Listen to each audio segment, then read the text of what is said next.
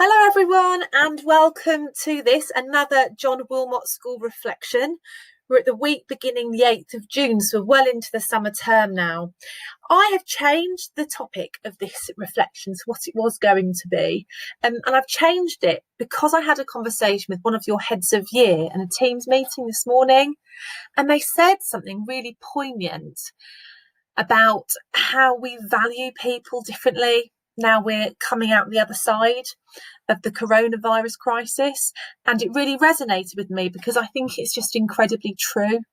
And the amount that your teachers miss you and will be so grateful to be able to stand in front of you and teach you again was a really poignant point.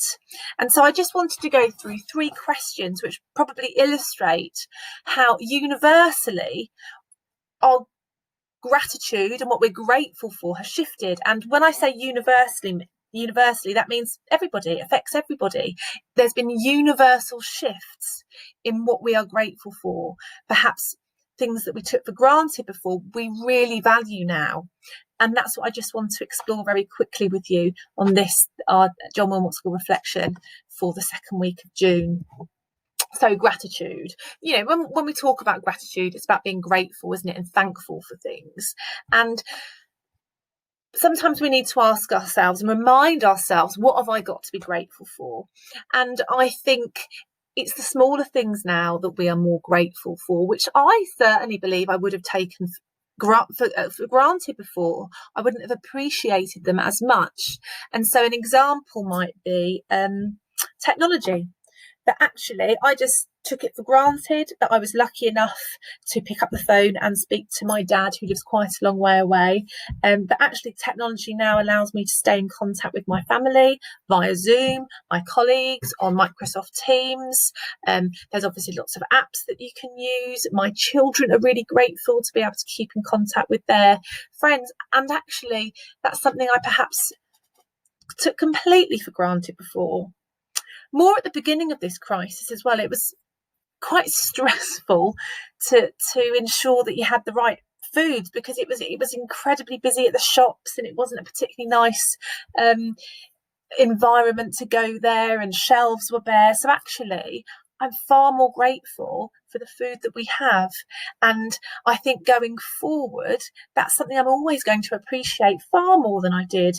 I took it for granted that there'd always be food in my cupboards. My children would always have their favourites. Actually, they're far less grateful for what they do have now and less fussy. So winner. What do I value? I value the characteristics of people more. So I value kindness. I value generosity.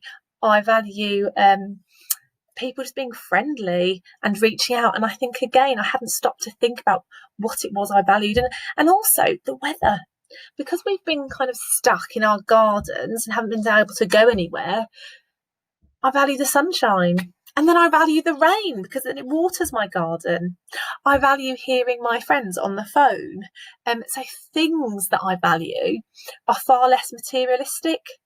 I don't value having, the latest iPad or being able to go to Zara and buy lots of lovely new clothes. It's not that, because I haven't been able to. But what I do value has become an integral part of my day-to-day life. And I reflect on that a little bit more. And I wonder if there's things that you value a bit more, which you didn't really think twice about before, but you have more gratitude for them now. And the last thing is, who do I appreciate? And this is the conversation that the head of year and I had this morning. Who do I appreciate? I obviously appreciate my family, but I appreciate key workers. And by key workers, I don't just mean NHS staff, but I mean delivery drivers, shop workers, people who work in petrol stations, people who have kept the country going, bin men.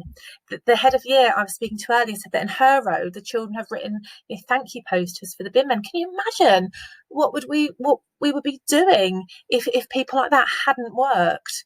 And so actually I think, and I hope going forward in society, we will show our gratitude a little bit more often to the post workers, to the refuse workers, to the NHS workers, to all of the delivery drivers, the shop workers, everybody, all of those key workers, because we have so appreciated and relied on them before.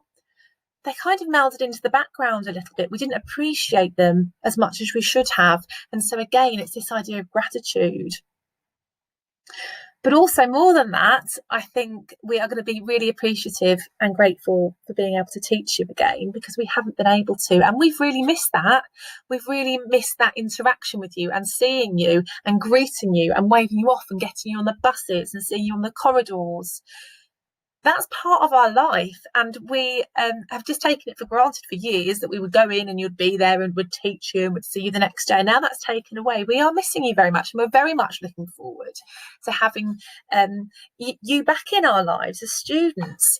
And I wonder, and this is going to be my last point that I leave you with, I wonder if you will be more grateful for school and the routine that it gives you and the relationships with the staff that you have, because our staff have fabulous relationships with you. And I just hope that going forward, we can remember this point in time where universally our attitudes to what we were grateful for shifted and we were able to reflect. And I'm going to leave you with that final thought. Be grateful and think about what we are grateful for now, which perhaps we weren't before.